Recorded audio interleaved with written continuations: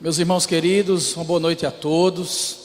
Quero lhes saudar com a graça e a paz do Senhor Jesus e aqui compartilhar da minha alegria em mais uma vez estar aqui com os irmãos, podendo trazer a Escritura de forma que o Senhor seja glorificado e todos nós edificados por seu amor.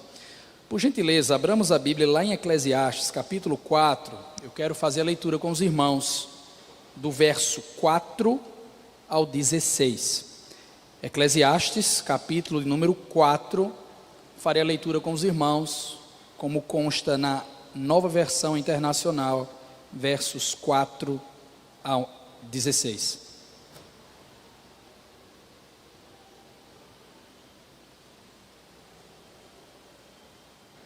Prontos?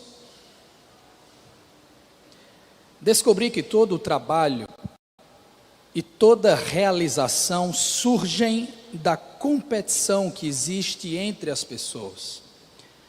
Mas isso também é absurdo, é correr atrás do vento.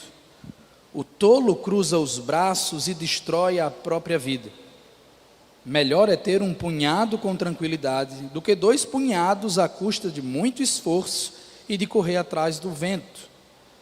Verso 7, descobri ainda outra situação absurda debaixo do sol. Havia um homem totalmente solitário, não tinha filho nem irmão, trabalhava sem parar. Contudo, os seus olhos não se satisfaziam com a sua riqueza. Ele sequer perguntava: para quem estou trabalhando tanto? E por que razão deixo de me divertir? Isso também é absurdo, é um trabalho por demais ingrato. É melhor ter companhia, verso 9, do que estar sozinho, porque a recompensa do trabalho de 2 pessoas. Se um cair, o amigo pode ajudá-lo a levantar-se, mas pobre do homem que cai e não tem quem o ajude a levantar-se. E se 2 dormirem juntos, vão manter-se aquecidos. Como, porém, manter-se aquecidos? Sozinho pode ser vencido, mas 2 conseguem defender-se. Um cordão de 3 dobras não se rompe com facilidade. Melhor, verso 13, é um jovem pobre e sábio do que um rei idoso e tolo, que já não aceita a repreensão. O jovem pode ter saído da prisão e chegado ao trono, ou pode ter nascido pobre no país daquele rei. Percebi que, ainda assim, o povo que vivia debaixo do sol seguia o jovem, o sucessor do rei. O número dos que aderiram a ele era incontável. A geração seguinte, porém, não ficou satisfeita com o sucessor. Isso é correr atrás do vento. Vamos orar mais uma vez? Espírito, poder na tua assistência. E por isso rogamos, em nome de Jesus, socorre-nos mais uma vez nesta noite sagrada. Ajude-nos a compreender o texto das Escrituras. Prepare e atinja o nosso coração com a tua verdade. Te pedimos isso, pois somos conscientes das nossas limitações, bem como do eterno poder e eficácia do Senhor. Te oramos com santa expectativa, em nome de Jesus. Amém. Meus queridos irmãos, nas últimas porções, antes de nós chegarmos ao texto que foi lido, uma grande virada no livro de Eclesiastes aconteceu. Se você ainda está com a memória fresca das últimas exposições, certamente vai se recordar que os 2 primeiros capítulos têm um impacto bastante pessimista. Concordam? Porque nada preenche, porque nada satisfaz, porque nada dura para sempre. Não obstante, o capítulo 3 chega de forma positiva, informando que o Senhor do tempo governa, e sobre todas as estações da vida, em todos os momentos do nosso viver, tudo o que esse Senhor do tempo faz, permanece eternamente.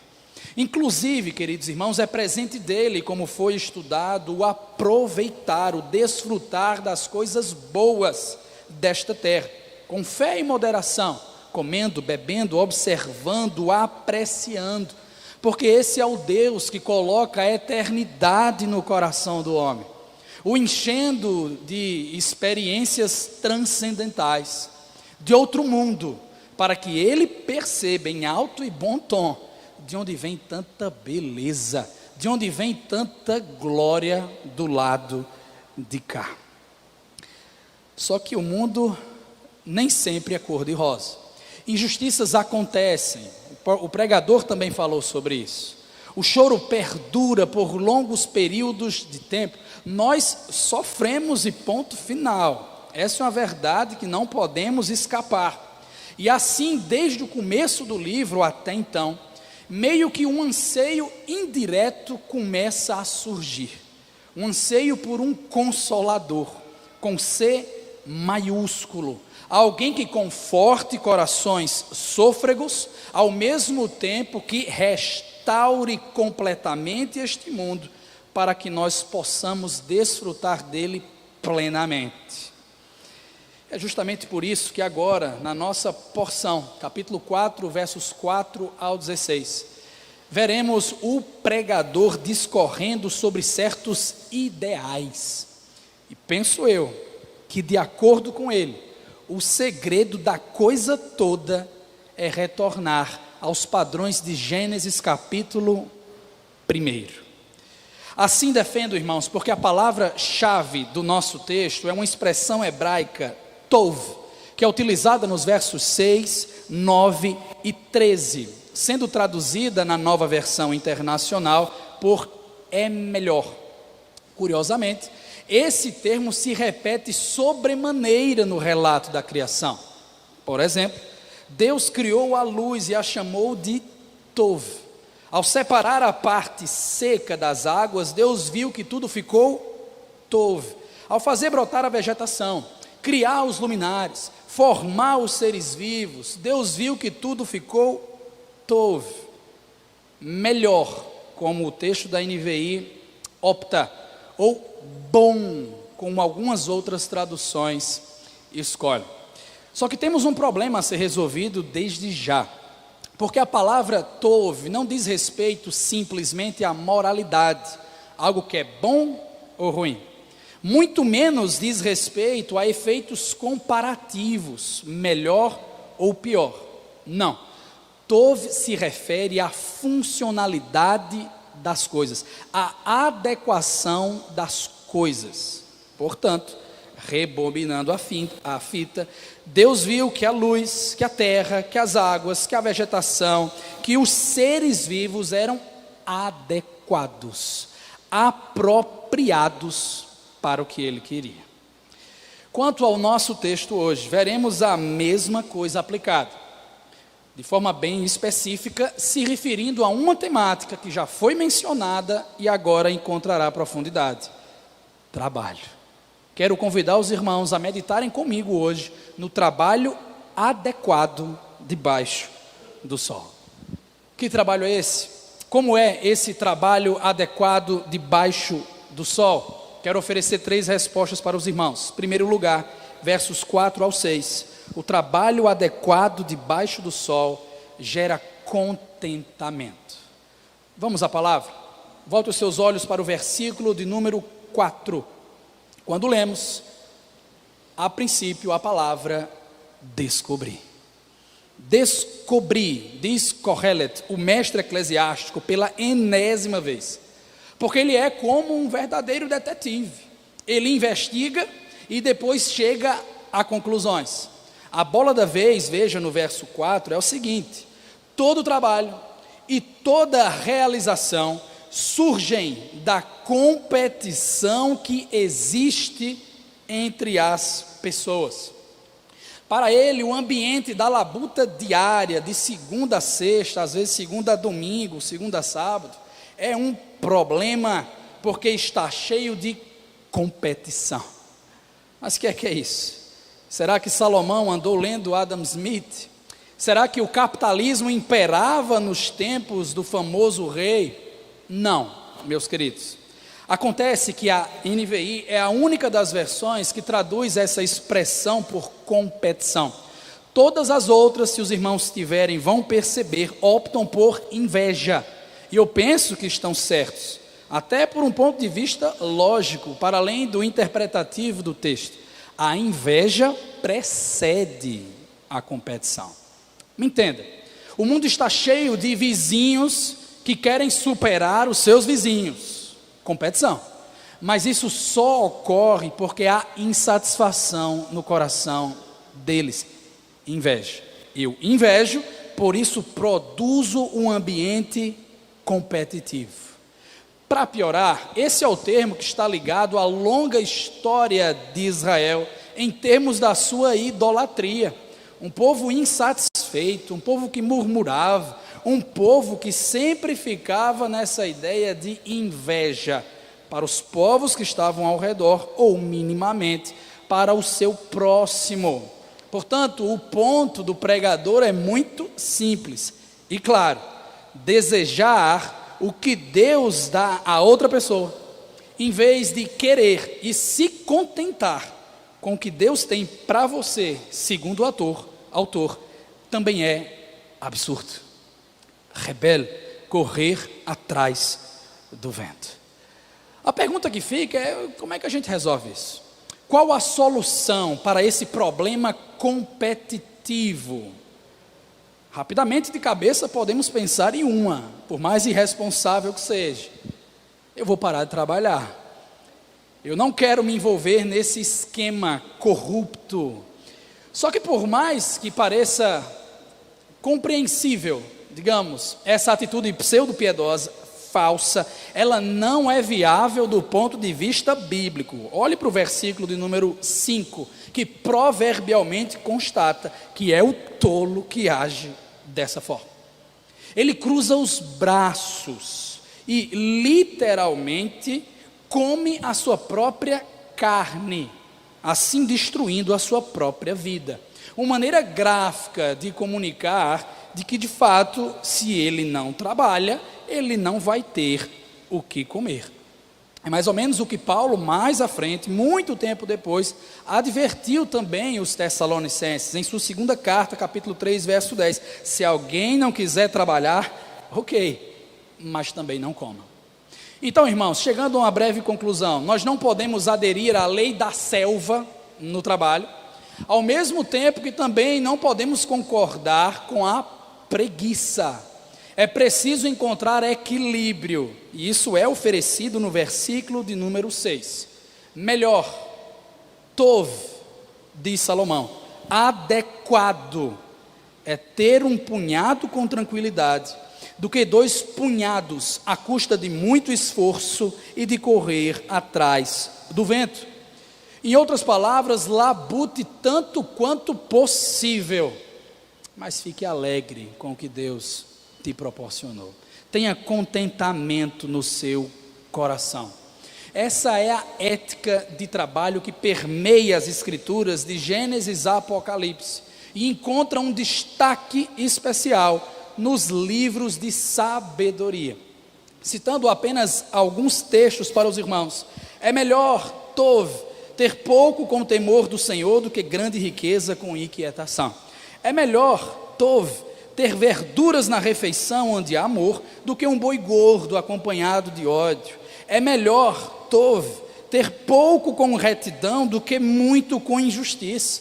Melhor, tov, é um pedaço de pão seco com paz e tranquilidade, do que uma casa onde há banquetes e muitas brigas. A conclusão é sábia. Se encontra em Provérbios, capítulo 30, verso 8 e 9. Senhor, não me des nem pobreza, nem riqueza. Dá-me apenas o alimento necessário. Se não tendo demais, eu te negaria, te deixaria e diria: quem é o Senhor?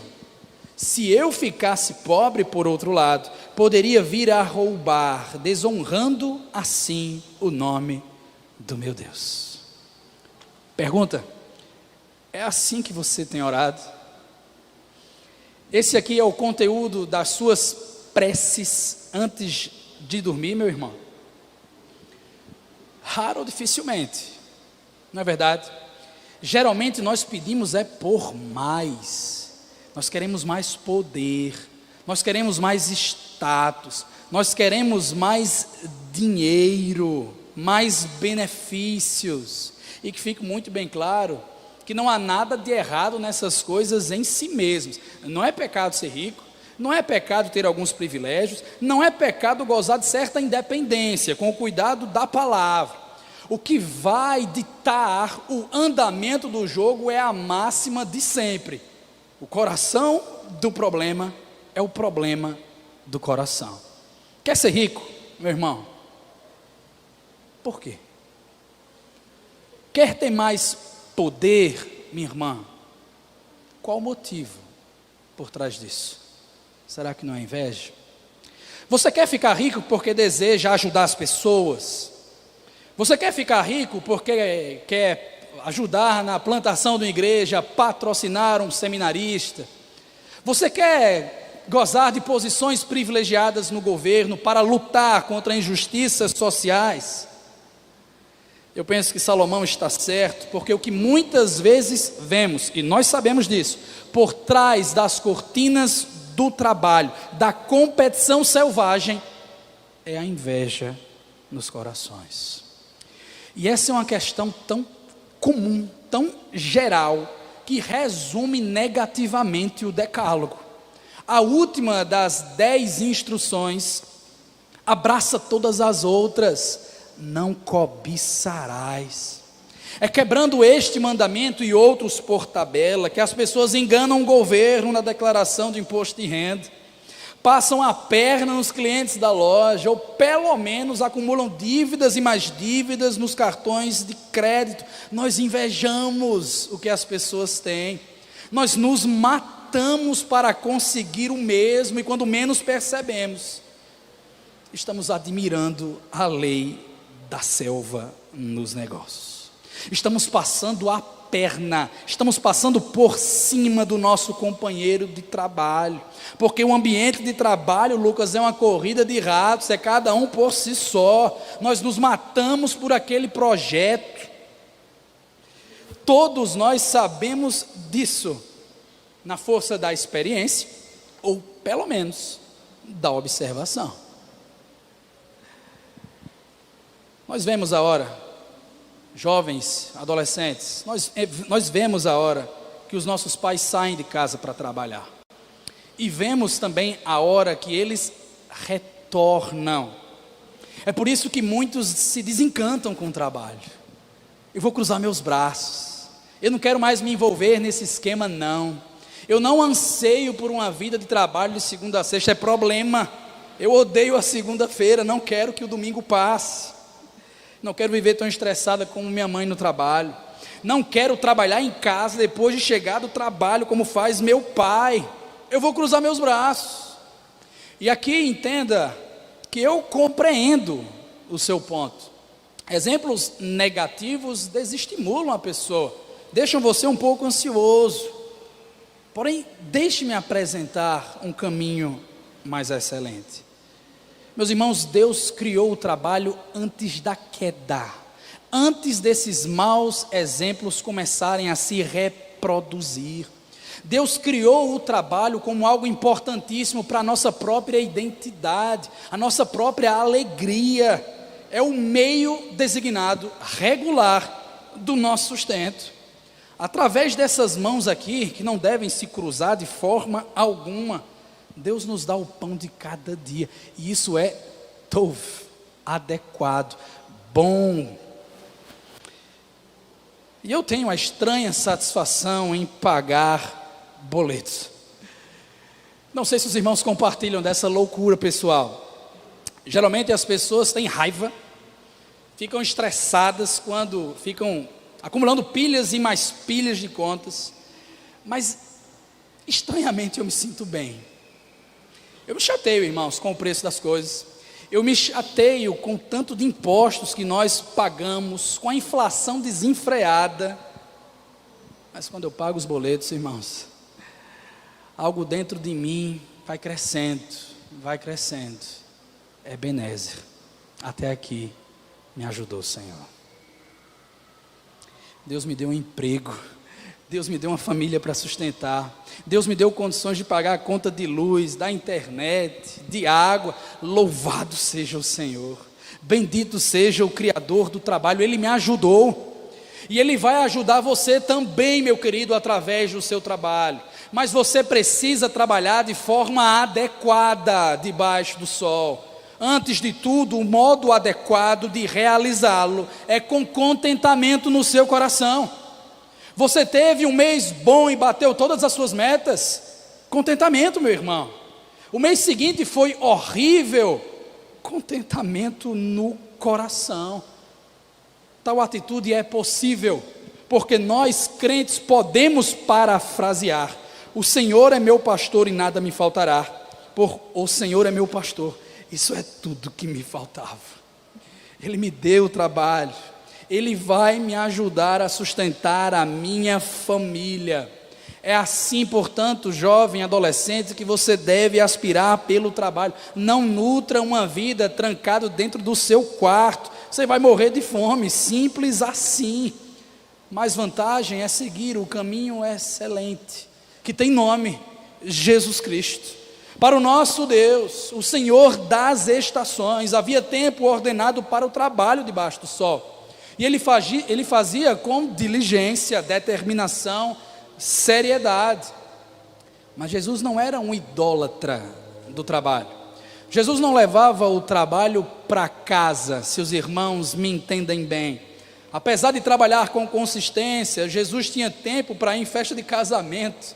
Jesus tinha tempo para orar, para gastar tempo de amizade com os seus discípulos. Jesus tinha tempo até mesmo para tirar um cochilo num barco no meio de uma tempestade, irmãos. Porque em Cristo nós podemos compreender que temos descanso. Ele trabalhou por nós na cruz do Calvário. Ele tem poder para redimir as nossas ocupações de segunda a sexta. Em Cristo nós podemos, como também disse Paulo aos Tessalonicenses, trabalhar tranquilamente e comer do nosso pão, porque Ele é o pão que desceu do céu. Ele é o Deus que nos dá alimento eterno e segurança de que amanhã Ele não vai deixar faltar. Esse é o trabalho adequado debaixo do sol. E o que Deus espera de nós, em primeiro lugar, é contentamento no nosso coração. Em segundo lugar, versos 7 a 12, quero defender que o trabalho adequado debaixo do sol também é feito em parceria. Vimos que o trabalho adequado debaixo do sol gera contentamento no coração. E agora, na segunda parte do texto, que ele é feito em parceria. Descobri, enésima primeira vez, ainda outra situação absurda, rebelina debaixo do sol. O seu novo achado é contado numa parábola que preenche quase todo o versículo 8. Atenção, havia um homem totalmente solitário. Ele não tinha filho, ele não tinha irmãos e trabalhava sem parar. Contudo, os seus olhos não se satisfaziam com a sua riqueza. Ele sequer perguntava: para quem estou trabalhando tanto? Por que razão deixo de me divertir?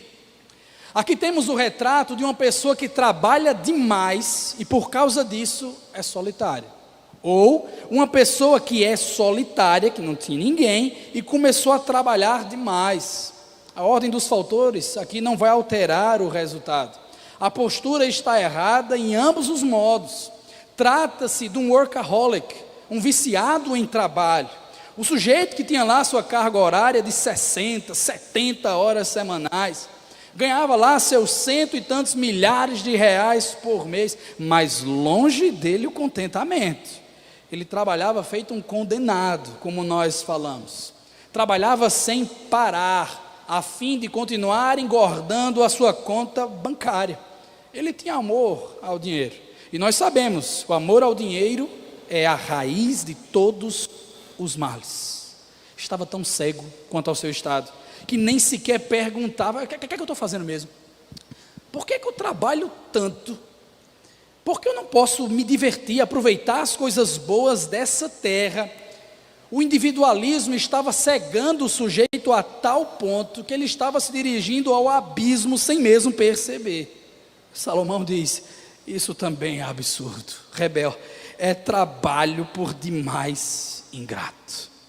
E ele sabe muito bem que essa é uma estrada para lugar nenhum, irmãos. Por isso crava: é melhor, tov, adequado, ter companhia do que estar sozinho. O famoso melhor é serem dois do que um, porque maior é a recompensa do trabalho de duas pessoas, seja em produção, seja em resultado, seja até mesmo em satisfação. E provas disso não faltam, são 3 dadas nos versos 10 a 12. Em primeiro lugar, observe a importância da ajuda. Se um cair, o amigo pode ajudá-lo a levantar-se, mas pobre do homem que cai e não tem quem o ajude a levantar-se.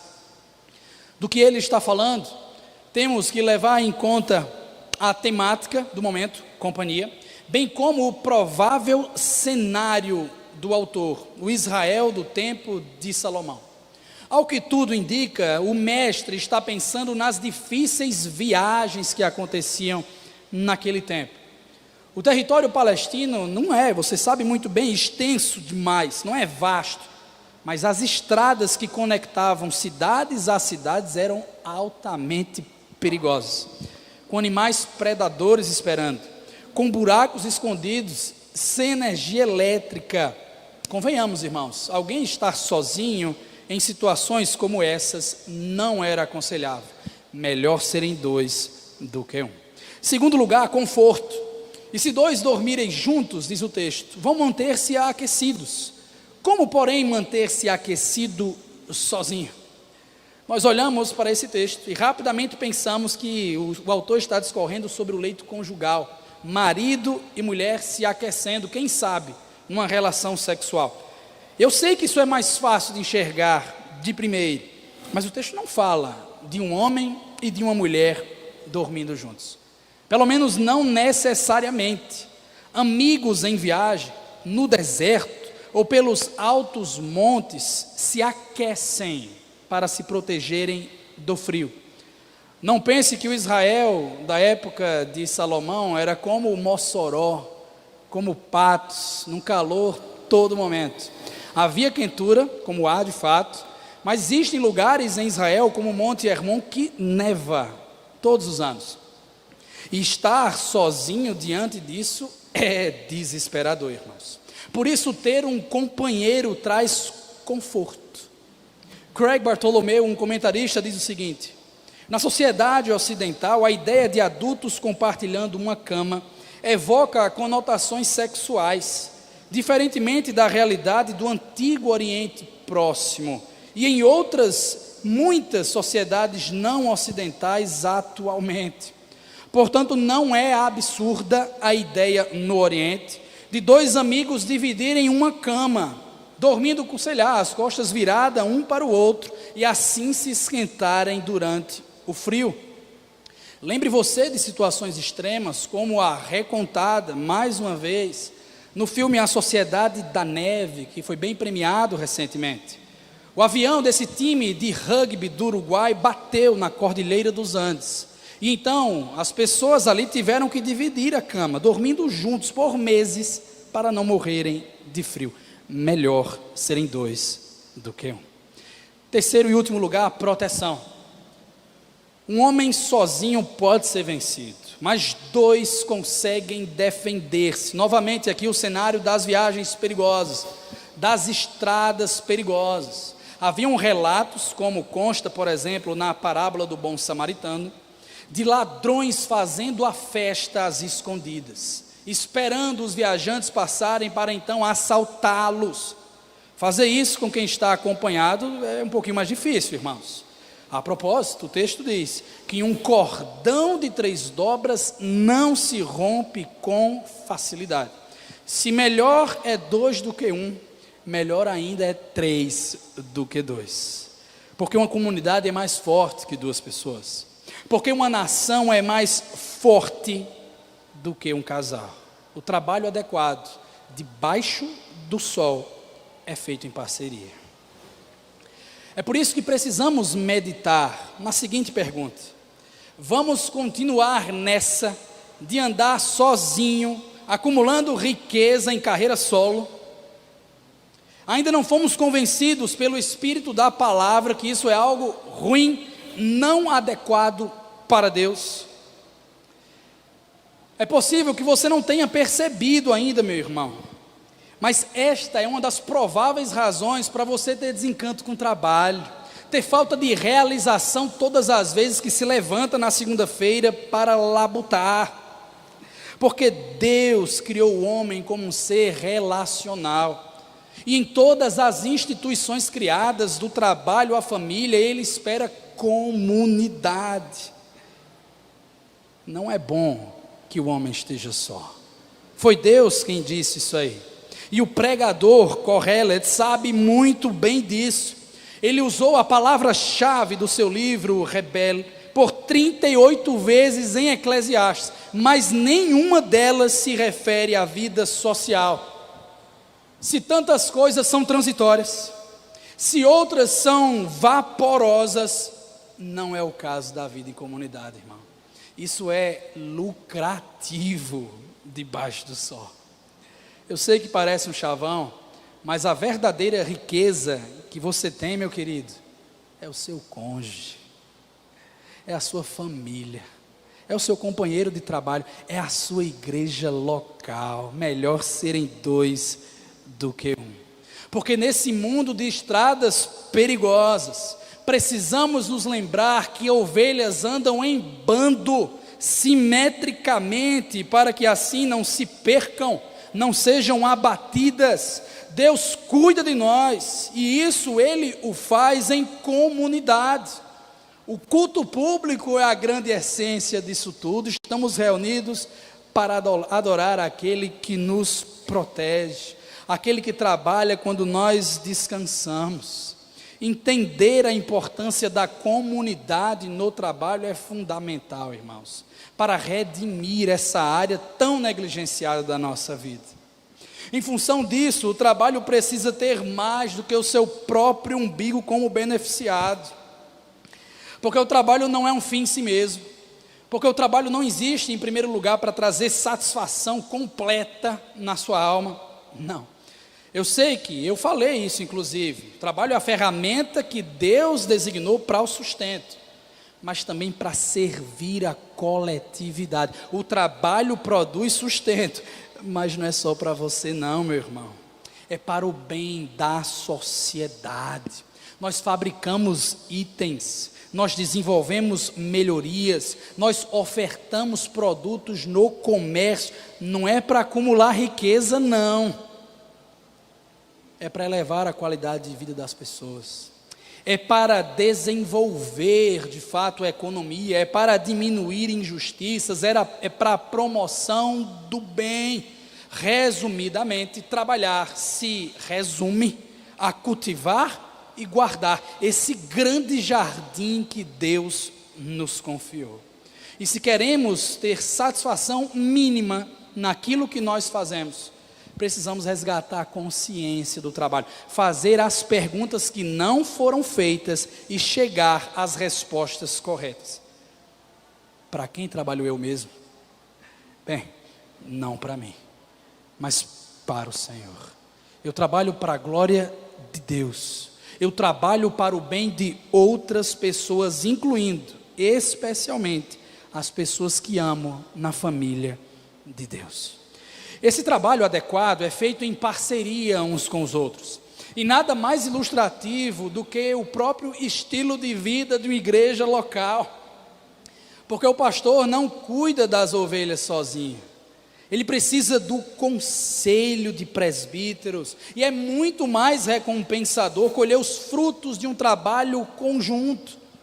É muito mais fácil também, irmãos, caminhar ao lado de quem pode te levantar das quedas, te proteger dos assaltantes, das estradas perigosas. É fácil esfriar na vida cristã, é fácil congelar as nossas afeições para com o Senhor. Por isso, como é bom ter aquele amigo crente, fervoroso por perto, para aquecer o nosso coração de novo. Deus faz isso através do trabalho adequado debaixo do sol. É através da oração da esposa piedosa. É aquele versículo compartilhado pelo seu amigo fiel. É a exortação pastoral no culto público de domingo. Porque lado a lado estamos protegidos da cilada de Satanás. Porque um cordão de 3 dobras não se rompe com facilidade. Irmãos, companhia é melhor do que solidão. Conexão é melhor do que competição. Trabalho adequado, debaixo do sol, é feito em parceria. Defendi que o trabalho adequado, feito debaixo do sol, gera contentamento no coração. E que também ele deve ser realizado em parceria. Agora, versos 13 a 16, encerrando o nosso momento, afirmo que o trabalho adequado debaixo do sol é realizado com humildade.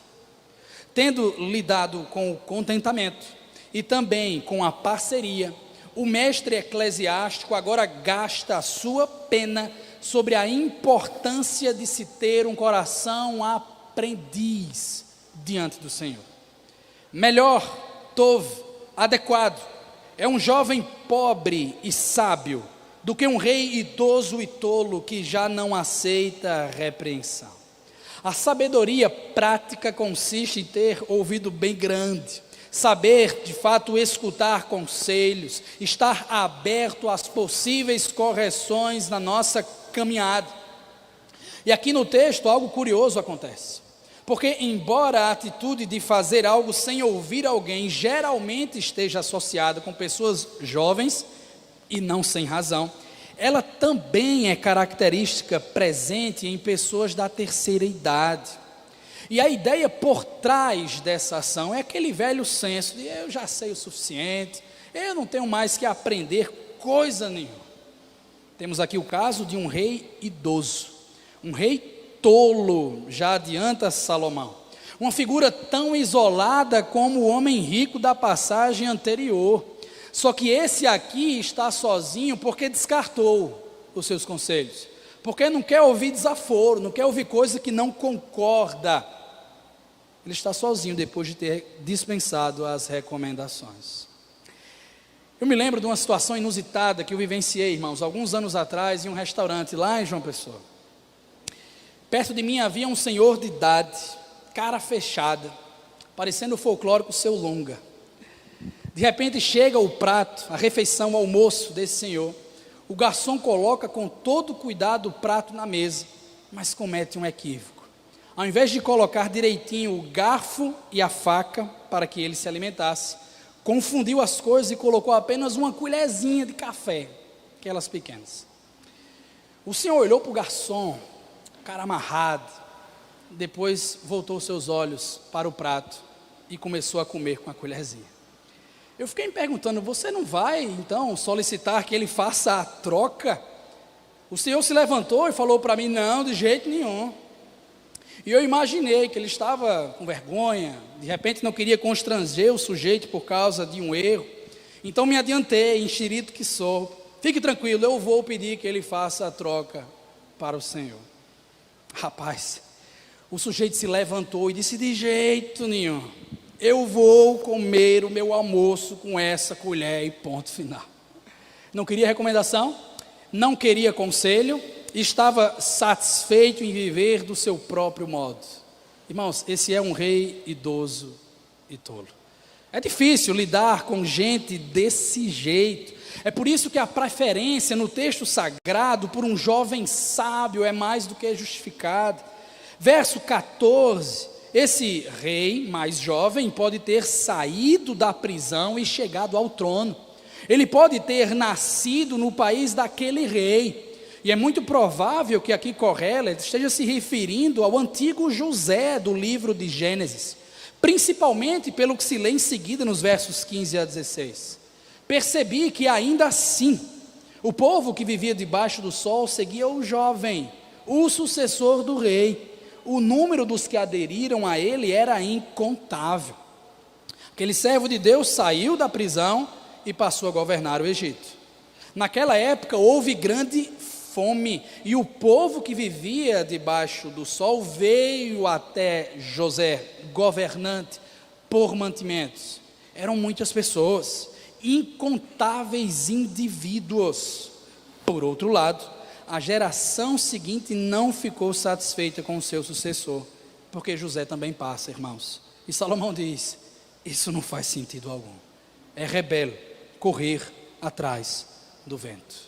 A mesma ênfase que já foi dada em outros momentos: status, poder, nome, fama, todas essas coisas passarão.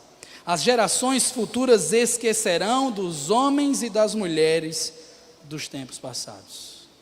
E se não há como fugir disso, me escute bem, é muito mais proveitoso, melhor, bom, tov, adequado viver os nossos dias com humildade, irmãos.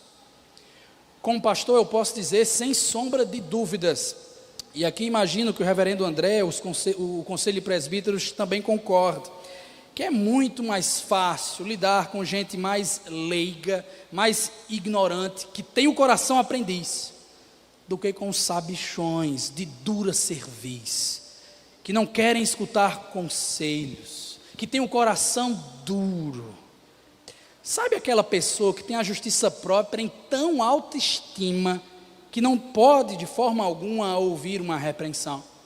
Aquele cara tão chato, que descarta conselhos, gente que não pode ser repreendida, que fica com raiva, pessoas cujas opiniões são tão radicais, que não abrem a porta para a possibilidade do autoexame. É complicado demais, irmãos, tratar a gente assim. E o pior de tudo é que às vezes esse tipo de pessoa aqui somos nós. Ficamos cheios de orgulho, de soberba, a vaidade cresce se nós não vigiarmos e orarmos. Portanto, reflitamos como é difícil lidar com gente assim, e nos esforcemos para não ser esse tipo de pessoa.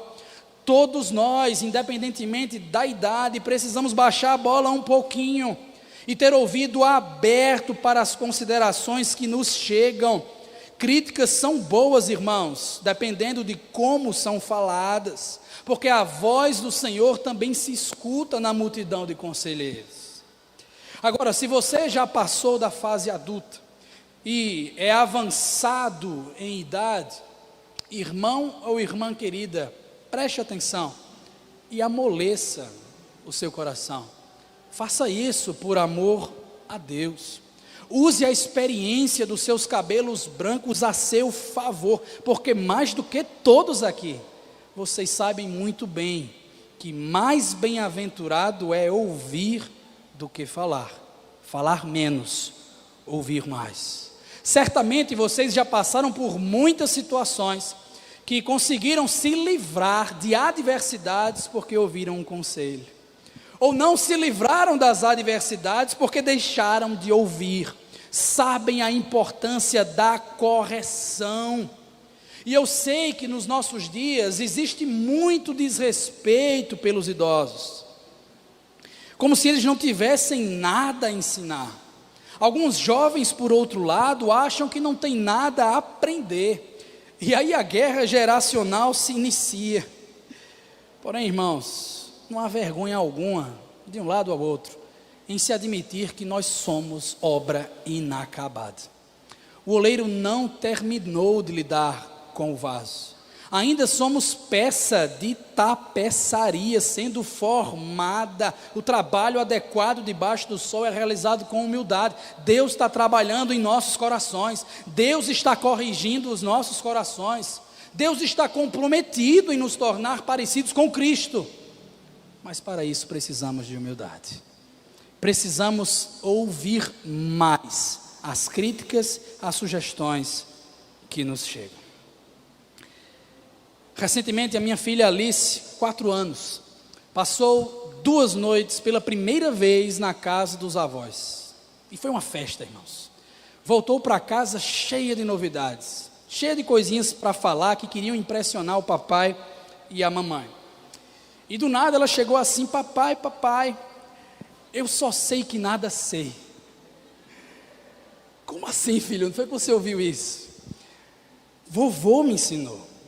Meu avô é o meu pai, no caso, o avô dela é um amante de filosofia. E então estava ensinando a virtude daquela frase do famoso filósofo Sócrates, cuja idade na época da fala, estima-se, era de 70 anos de idade. Um cara que enfatizou a importância da humildade intelectual na busca pela verdadeira sabedoria. Irmão, se nós tivermos isso em nós, jovens e mais velhos, Deus pode fazer coisas grandiosas em e através de nós. Porque humildade é sabedoria prática.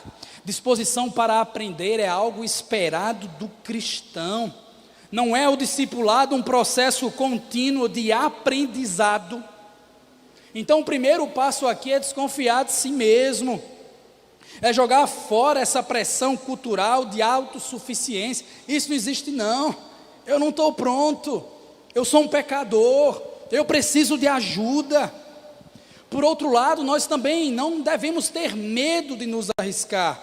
E aqui eu me refiro aos jovens em especial. Como se as pessoas não fossem valorizar a opinião, não fossem ouvir as nossas contribuições. Escrevendo a Timóteo, Paulo disse: ninguém o despreze por você ser jovem, mas seja um exemplo para os fiéis na palavra, no procedimento, no amor, na fé e na pureza. Jovens podem ser exemplo para pessoas mais velhas. Agora, talvez você esteja no meio de uma situação em que precisa corrigir uma pessoa idosa, e está com medo, acha que vai ser rejeitado, está um pouquinho constrangido de ferir um irmão. Querido, basta seguir o que a Escritura coloca lá em 1 Timóteo capítulo 5. Não repreenda com dureza o homem mais velho, pelo contrário, exorte-o como se ele fosse seu pai, e as mulheres mais velhas como mães. Dê-lhes o devido peso, respeito, consideração, mas antes de tudo, os ame com amor intenso. Queira que eles se submetam como você ao Senhor Jesus, porque eles também são obra inacabada. Amém, meus irmãos? Por fim, juntando tudo que nós estudamos sobre contentamento, parceria, humildade, nós não podemos encerrar o nosso momento sem destacar quem de fato é o Senhor Jesus Cristo, a solução maior para todos os problemas debaixo do sol. Ele, Jesus, é a companhia que nós mais precisamos. É melhor andar com Jesus do que andar sozinho. Encontramos maior recompensa, maior contentamento quando trabalhamos em parceria com Ele, lutando por nossa santidade, confiando na sua graça de provisão para nos ajudar no trabalho, em cada tarefa difícil, pedindo a sua bênção para o trabalho que realizamos debaixo do sol. Quando os nossos corações estão frios, irmãos, Jesus é o amigo fiel que nos aquece a alma, é aquele que nos abraça com seus braços de amor. Quando nós caímos, Jesus é o amigo que nos levanta e nos garante que nossos pecados estão perdoados no poder do Espírito Santo. Jesus é o amigo que nos alcança e caminha ao nosso lado para que nós fiquemos de pé. E quando nos encontramos no vale da sombra da morte, em perigo desesperador, lutando contra o mundo, a carne e o diabo, Jesus é nosso forte defensor. É aquele que nos resgata por meio da sua morte vicária, por meio do poder da vida eterna. Irmãos, quão bondoso amigo é Cristo. Creia nisso, confesse em seu coração. Hoje você vai experimentar o que eu estou dizendo, porque realmente é melhor serem dois do que um, principalmente quando um dos dois é o melhor de todos. Jesus Cristo, nascido em pobreza e exaltado à glória celestial, amigo de pecadores como eu e você, cuja fama de manso e humilde de coração jamais será esquecida. O trabalho adequado, mais que adequado, necessário debaixo do sol, foi realizado por Ele, quando na cruz do Calvário padeceu pelos nossos pecados, vencendo a inveja dos seus inimigos, nos comprando para si e dizendo: siga-me. Nós ouvimos a sua voz, nós somos ovelhas protegidas, o nosso pastor chama o nosso nome. Agora nos resta segui-lo, resta seguir o seu chamado, porque o Senhor Jesus é o nosso pastor. Isso é tudo que me faltava. Feche os seus olhos, baixe a sua fronte, vamos responder em oração ao Senhor.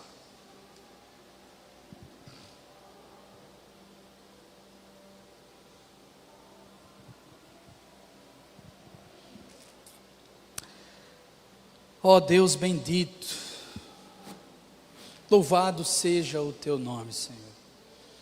Bendito sejas tu, Deus e Pai do nosso Senhor Jesus Cristo, que nos abençoou com toda sorte de bênçãos nas regiões celestiais em Cristo Jesus. Obrigado, Senhor, pelo dom da salvação, pela graça de sermos teus filhos adotivos, pela provisão diária que não merecemos, mas que nunca falta, pela motivação espiritual de te seguir, pelos meios de graça que o culto público oferece, pelo ânimo renovado por meio da escritura pregada, pelos irmãos da igreja. Obrigado, Senhor, por tudo. Te pedimos que o Senhor aplique essa palavra aos nossos corações, nos constranja, Senhor, a confessar os nossos pecados, nos leve a verdadeiro arrependimento, nos encha de gozo, de deleite na tua presença e vontade de te obedecer, demonstrando o nosso amor. Cuida de cada um de nós. Permita, Senhor, em nome de Jesus, que todos nós façamos diferença nos trabalhos que o Senhor nos confiou, com honestidade, com integridade, com contentamento, com humildade, em parceria, para a glória do teu nome. É o que nós desejamos, para o louvor da tua glória. Amém. Você pode se colocar de pé.